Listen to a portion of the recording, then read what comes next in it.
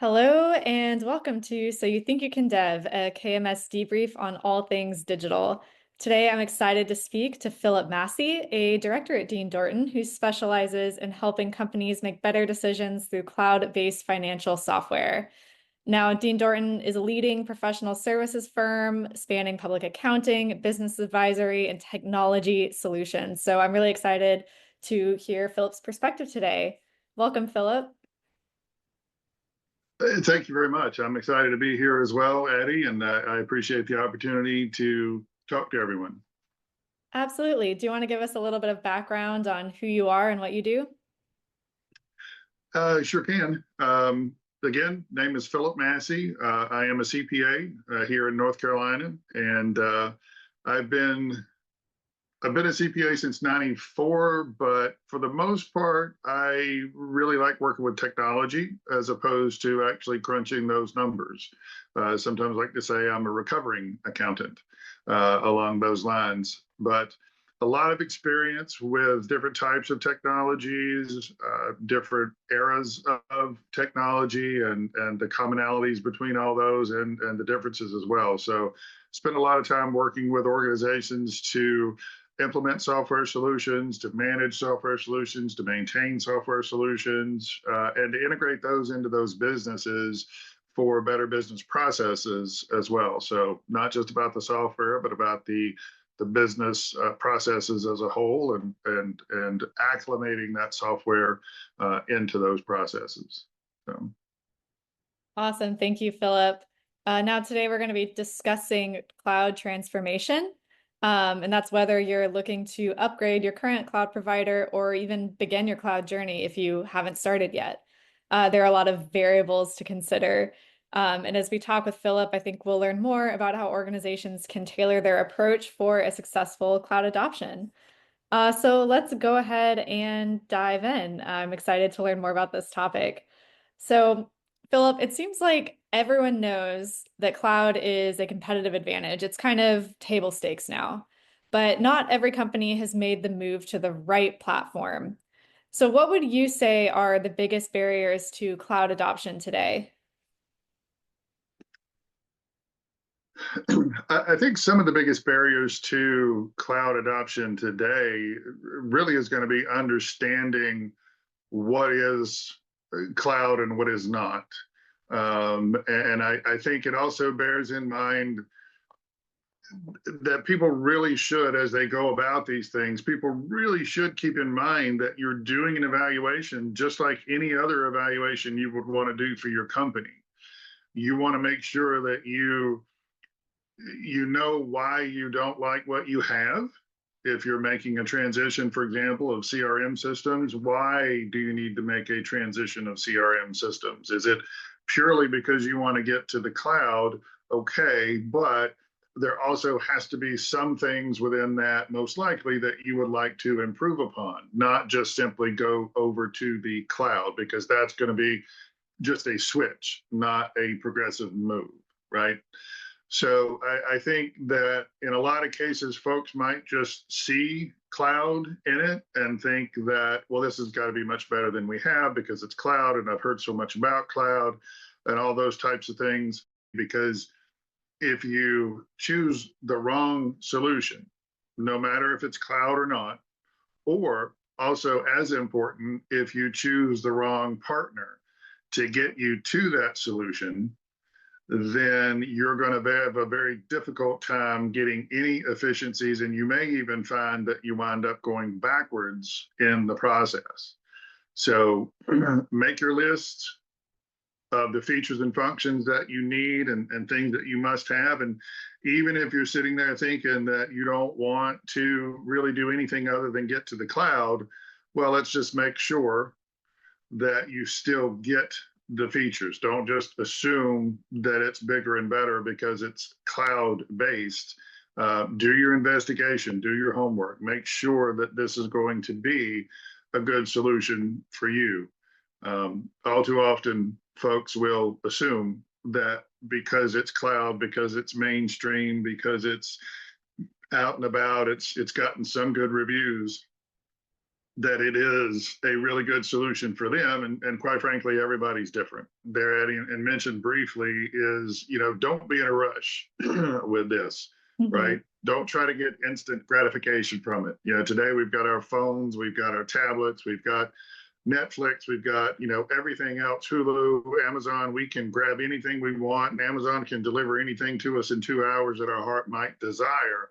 So we are at a point of shiny, bright objects and maybe making that move, but that's absolutely something that you should not be doing, right? You should be looking at what you have.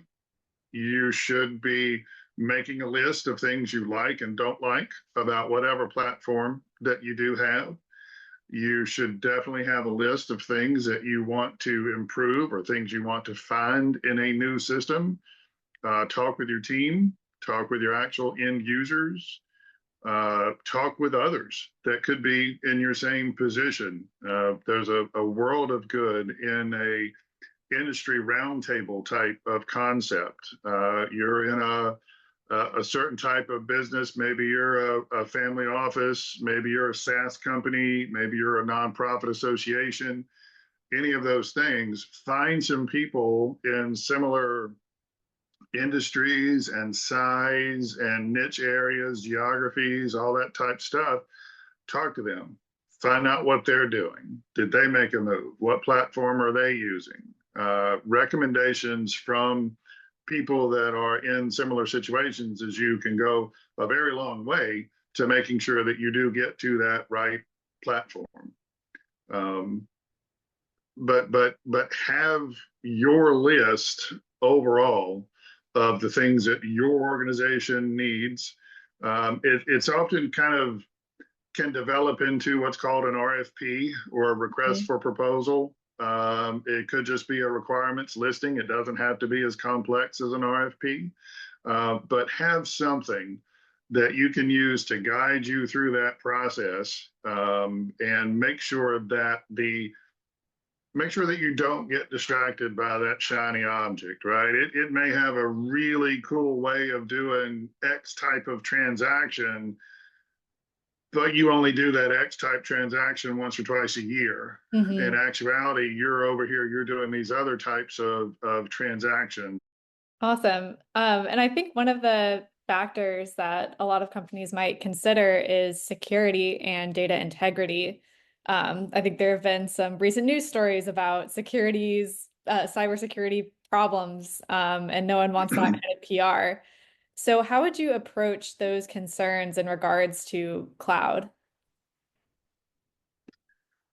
Security is a huge concern, and that goes hand in hand with your data integrity.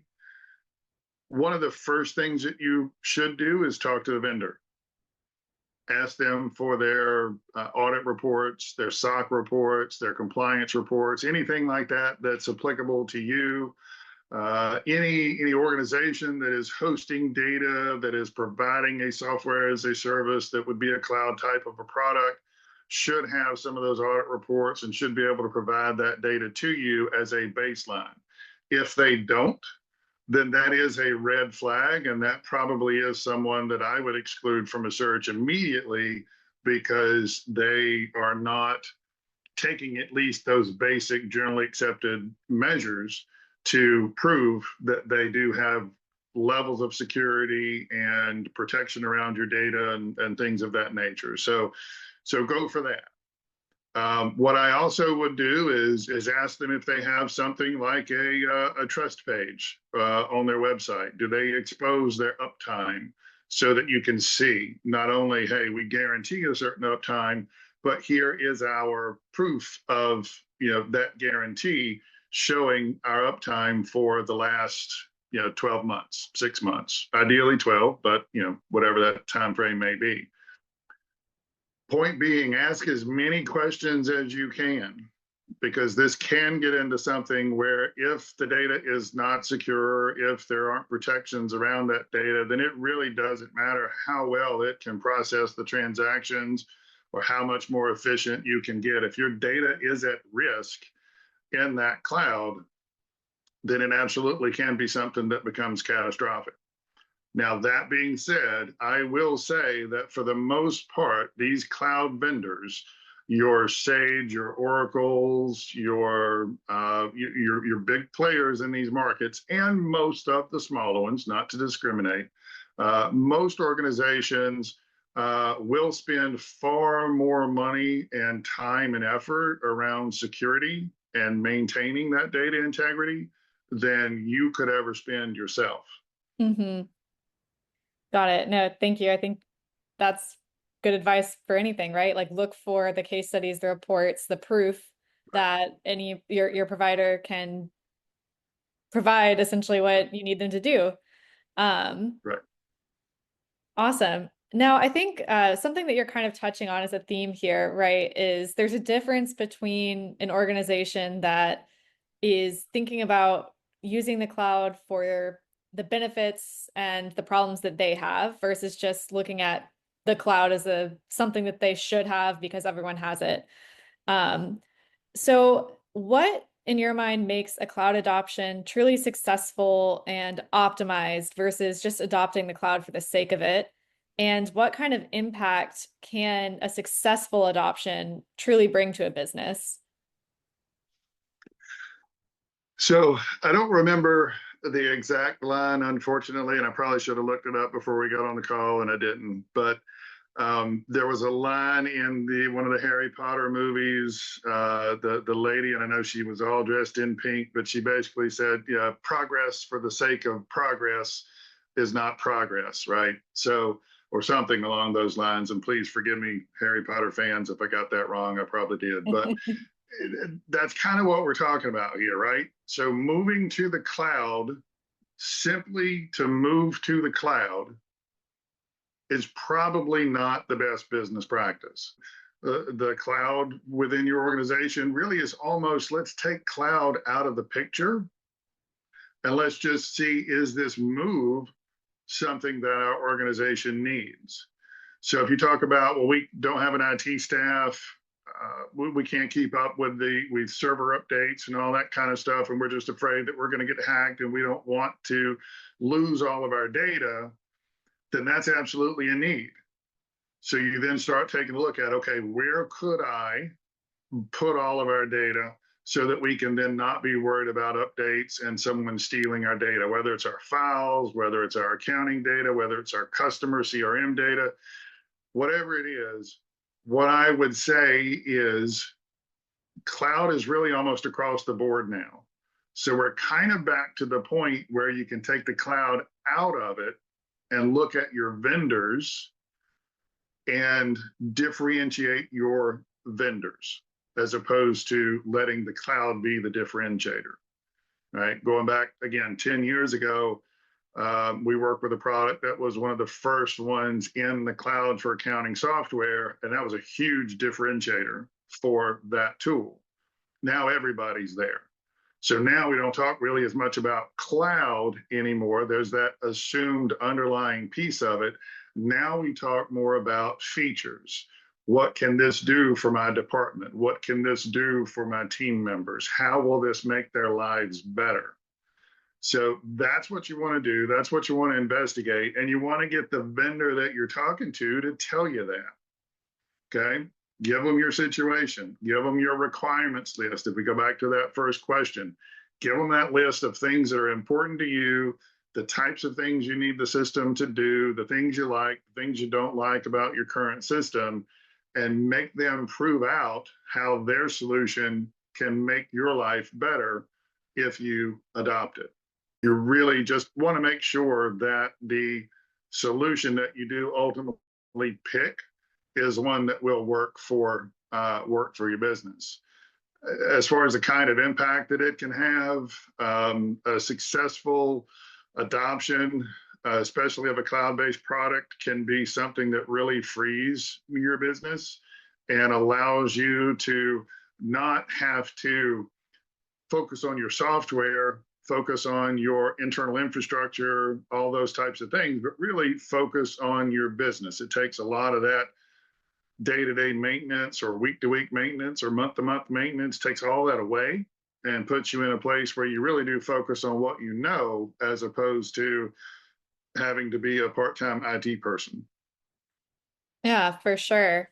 And I think one factor that we haven't discussed yet, but that does play into all of the things that you're talking about is thinking about what are your needs currently, but also what are your needs as you scale? What are your needs in the future? Where might you be with your roadmap in a couple of years?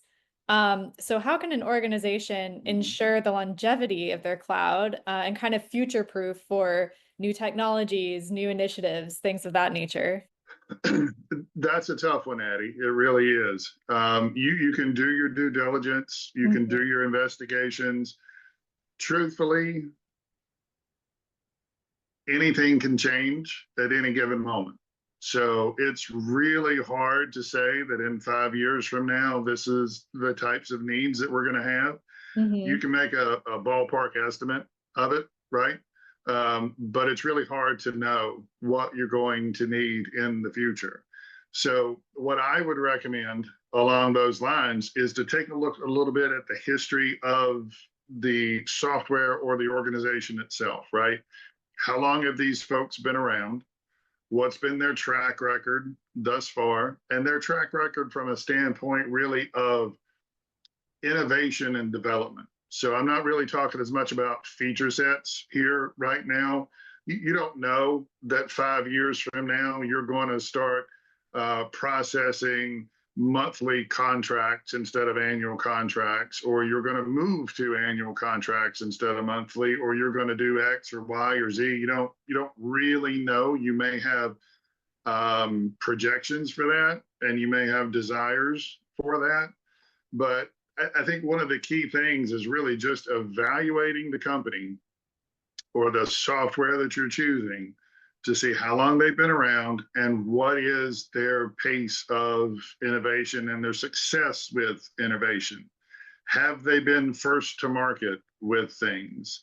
Have they consistently lagged behind others in the adoption of processes and new technologies, new regulations in your industry? Mhm. One of the really common things to look at right now is in any software solution is what are they doing with AI, for example. Now, rewind 2 years, and I don't know that many people would have been saying, hey, tell me what my accounting software solution can do for AI for my organization. I don't think that would have been anything that folks really would have guessed, but it is here now.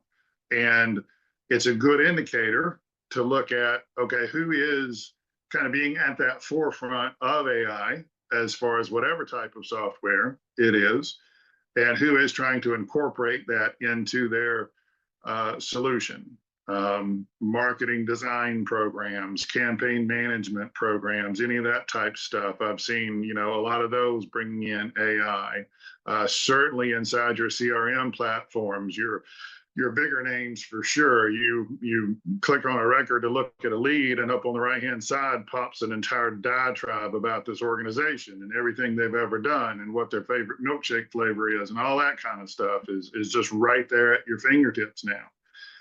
So if you're seeing them do that kind of thing, and you're seeing them kind of be on the edge with that kind of thing and taking a little chance and experimenting a little bit with it, then you can probably extrapolate that back out to, well, whatever the next craze is going to be, the next thing is going to be beyond AI, then this group's probably going to pick up on that and probably going to bring that into the mix. There's been a number of things that have come along, and some of our main applications I've worked have AI inside of it. So I think looking at the history of a software and looking at the history of a company can really give you a good idea about where their future is going to go based on how they've performed in the past. Because that's probably a good indicator of what they're going to do in the future as well. Mhm. No, that's great. I think if we could kind of sum up some of the key points of here are the green flags and the red flags of cloud. We have green flags of does this provider meet your requirements? Have you put in the thought to think through those requirements and really come to terms with alignment? Are they transparent? Are they trustworthy? Are they giving proof points for their security practices, their uptimes, their downtimes? And are they innovative? Are they demonstrating the willingness to adopt emerging technologies or not? And I think on the flip side with the red flags, it's are they kind of waiting in the wings to see what happens? They're not early adopters. They may be missing out on new technology. Maybe they're not as transparent about their downtimes. Maybe they're not as forthcoming with what the cloud can actually offer the companies that they're talking to. So I think these are all really valuable ways of looking when you're trying to adopt a new cloud platform. Exactly. Yeah. And just as an example, there is a platform out there. It's an accounting solution. It's one that I worked on first so many years ago, and it's really a fantastic solution. It's really good solution. And for so long, it was one of the best solutions on the market. Unfortunately, it was written in such a way back in the early 90s that it was prohibitive to adopt it, first to the cloud. So it is not a cloud-based application. It can be hosted, which is different from cloud, but it's not a cloud-based application. And it doesn't have an ability to pull in AI. It doesn't have an ability to adapt to a lot of the larger accounting regulations and things that are out there right now. So what once was kind of the cream of the crop, the best you could get type application, because of a lack of innovation, because of a lack of keeping up with the times and being able to mold and adapt the software, has now announced its end of life for that solution. So there's a lot of folks now kind of looking around and saying, hey, what do we do now? Right. And I think you're exactly right. That's the make a list, investigate the products, do your own investigation on it, look around on the internet, go to some review sites, things like that. But be really purposeful with what you're doing. Awesome. Yeah, I think that is kind of the key point, right? Like be purposeful with what you're doing when it comes to cloud. Whether, as you said before, kind of take the cloud out of it, stop looking at the specific technology and look more about the big picture of what you're trying to accomplish. Well, thank you so much, Philip, for joining. Unfortunately, we are at the top of the hour, but I really appreciate all the insights that you've brought to the table. I think we learned a lot about cloud adoption, the way to approach, and the processes to use to think through what you might actually need from your cloud provider. Thank you so much for joining, Philip. Listeners, thank you for tuning in, and please look forward to our next episode, which will be coming out shortly.